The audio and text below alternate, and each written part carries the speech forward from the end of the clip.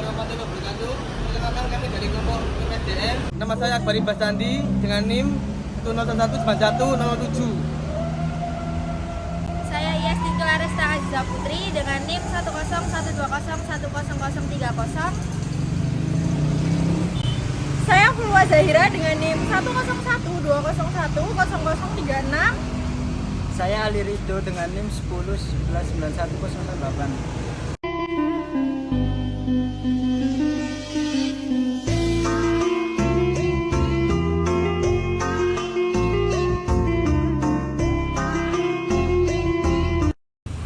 Baik, pada kesempatan kali ini kami akan melakukan sesi wawancara dengan owner dari ZA Teknik, dan di sini kami sudah bersama Bapak Wahyudi. Selamat pagi, Pak Wahyudi. Pagi. Jadi kami ini dari manajemen UIC. Di sini kami akan memberikan beberapa pertanyaan terkait tentang pengelolaan sumber daya manusia yang ada di ZA Teknik ini. Nah, mungkin ada beberapa pertanyaan yang ingin kami tanyakan, seperti apakah di ZA Teknik ini memiliki visi dan misi, dan jika ada mungkin bisa dibantu untuk menjelaskan. Ya, misinya itu untuk melanjutkan bisnis yang sudah ada ini, bisnis usaha yang sudah ada ini, yang memang dulunya itu dari bapak, terus dilanjutkan ke saya mungkin, dan selanjutnya akan dilanjut ke anak cucu, kira-kira seperti itu. Jadi bisnisnya turun temurun. Nah, Lalu untuk karyawan dari ZA Teknik ini ada berapa orang ya, Pak? ada 10. Ada 10. Ya, karena memang skalanya skala kecil, ya 10 orang cukup kumpul gitu. Lalu untuk sistem perekrutan karyawan sendiri, apakah ada kriteria tertentu? Untuk perekrutan karyawan itu nggak ada kriteria, soalnya nanti kita ambil itu dari SMK gitu aja, nanti kita training sendiri, kita pelajari sendiri, soalnya ya saya sendiri ya sudah menguasai yang ada di dalam itu keseluruhan, jadi ya saya latih sendiri, dan nantinya kalau ada hal-hal yang baru itu biasanya dia akan mengerti. Lalu selama bisnis ini berdiri, apakah ada kendala seperti itu? Ya, kendalanya itu kendala pada umumnya itu saat ini ya, kendalanya kena pandemi ini ya. Kalau ini dulu ya kendalanya kadang-kadang itu nggak bisa stabil di pasaran, jadi pengeluaran barang itu nggak bisa terus berjalan stabil. Lalu untuk prosedurnya sendiri itu apa aja sih, Pak, yang diimplementasikan di usaha ini? Apa? Untuk prosedur seperti misal SOP dalam penjualan, mungkin ada teknisnya. Mengenai SOP penjualan itu nggak seberapa ribet, tapi paling nggak kita itu sudah punya rekanan itu di wilayah-wilayah. Biasanya untuk wilayah di luar pulau itu Indonesia bagian timur dipegang di Makassar, untuk nanti Indonesia bagian barat untuk kita sendiri yang pegang lewat sales-sales yang berjalan saat ini, yang freelance itu. Nah, lebih cepat lagi kan sekarang musimnya musim online. Jadi berjualan secara online juga. Iya, secara online juga. Lalu untuk karyawannya sendiri itu biasanya ada sistem penilaian kinerja. Kalau di tempat kami penilaiannya itu nanti kita yang menilai sendiri. Jadi penilaiannya atas dasar waktunya dia, dan maksudnya waktunya dia bekerja itu kadang sampai lembur sampai apa, penilaiannya seperti itu. Nggak ada lagi, karena ujung-ujungnya ya penilaiannya itu akhirnya itu mengenai bayaran lagi gitu. Jadi dia kalau ngotot, kalau dia itu bagus ya otomatis kita sendiri ngasih preventif gaji itu ya lebih seperti itu. Karena sistem kami itu ada yang harian, ada yang borongan seperti itu. Mungkin pertanyaan selanjutnya nanti Mas Andi bisa tanyakan.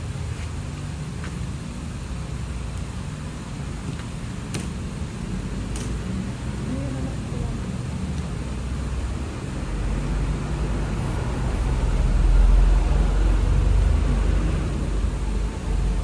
Baik, melanjutkan wawancara dari izin untuk pertanyaan berikutnya, untuk pengembangan karyawan dari Jasa ini seperti apa Pak? Apakah ada itu pelatihannya? Mungkin secara on the job atau off the job? Secara pelatihannya itu ya nggak sampai keluar teman. Jadi pelatihannya itu kita kasih briefing sendiri, kita kasih training sendiri, karena karyawan kita itu pengambilannya bukan dari yang sudah profesional. Kita ambil yang dari nol, kita pelajari sendiri. Nah nanti kalau ada hal yang baru dia kan semakin ngerti seperti itu. Berarti lebih ke on the job-nya Pak ya, maksudnya Iya. kerja juga dilatih juga. Karena kerjaan kita kerjaan tetap gitu loh. Kerjaan produksi itu kan kerjaan nggak ada kerjaan yang baru, jarang untuk kerjaan yang baru. Katakanlah kerjaan yang butuh skill yang lebih itu jarang, sedangkan kita sendiri sudah bisa menguasai, nggak sampai ambil dari luar. Apakah mungkin dalam pelatihan itu apakah ada hambatannya Pak? Saya kira nggak ada, karena saya sendiri sudah menguasai semuanya.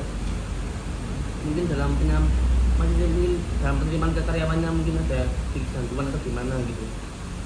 Saya pikir nggak ada gangguan, masalahnya kita ambil itu dari yang nol gitu. Jadi kita nggak butuh penyaringan, nggak butuh segala macam, karena kita yang jadikan dia seperti itu. Memang kalau kita ambil dari nol otomatis biaya kosnya itu rendah, karena gajinya kan masih rendah karena dia masih baru-barusan lulus itu. Jadi kita yang briefing dia. Kalau kita ambil yang sudah skillnya tinggi, kita yang nggak mampu untuk gaji dia.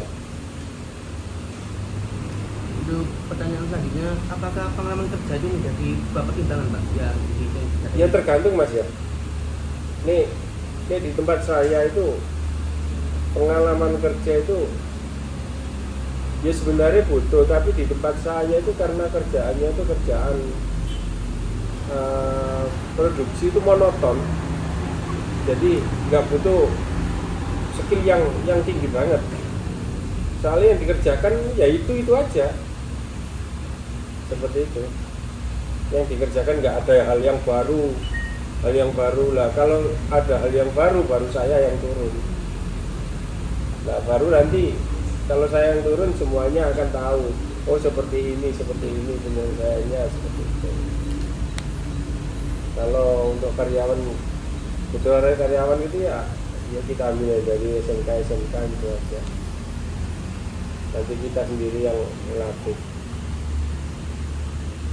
Nah, selanjutnya melanjutkan pertanyaan dari Mas Hans ini. Pertanyaan menurut Bapak, apakah penting sebuah kompetensi dalam perusahaan? Apa alasannya? Ya yang jelas semuanya itu penting. Tapi kalau pentingnya itu sekelas perusahaan atau sekelas usaha itu kan dilihat dari kelasnya dulu. Kalau sekelas UMKM kayak saya gini kan ya nggak berani berkompetensi yang mencari yang mulu-mulu. Yang penting kita bisa surprise ya aja. Nah, selanjutnya apakah kompetensi karyawan itu tadi menjadi tanggung jawab dari perusahaan, dan apa langkah yang dilakukan perusahaan untuk mengembangkan kompetensi dari karyawan? Nah, tadi sudah saya omongkan tadi. Jadi untuk kemajuan skill karyawan sendiri itu kita angkat dengan hal-hal yang baru. Maksudnya dengan kalau seandainya ada kerjaan baru, ada kerjaan yang di luar standar kita, di luar kerjaan yang secara umumnya di tempat kita, baru dia itu tahu. Seperti itu. Baik, berarti dapat saya simpulkan bahwa pelatihan di perusahaan atau di UMKM ZA Teknik ini dari internal sendiri dan juga on job gitu ya Pak. Betul. Apa? Belajar dari pengalaman langsung. Ya, betul. Karena belajar pengalaman langsung itu lebih tahu dan lebih dirasakan, maksudnya lebih mengena gitu loh. Soalnya kadang-kadang itu orang disuruh kerjakan tapi nggak tahu maksudnya, itu yang jadi masalah. Kalau ada kerjaan terus dia tahu maksudnya, nah itu cepat dan wawasannya akan berkembang. Karena alat itu kan mesti ada fungsinya, setiap fungsi itu mesti fungsinya di sini itu tahu semua. Tapi kalau sekedar disuruh ngerjakan dengan dia tahu maksudnya, itu beda. Seperti itu. Jadi wawasannya dia tambah luas. Terima kasih Bapak sudah bersedia kita wawancara. Saya kembalikan lagi ke Baik, mungkin itu tadi sesi wawancara kita bersama Pak Wahyudi selaku pemilik dari ZA Teknik. Dan terima kasih teman-teman sudah menonton sesi interview kita kali ini. Kami dari tim PPSDM mengucapkan pamit undur diri. Wassalamualaikum warahmatullahi wabarakatuh.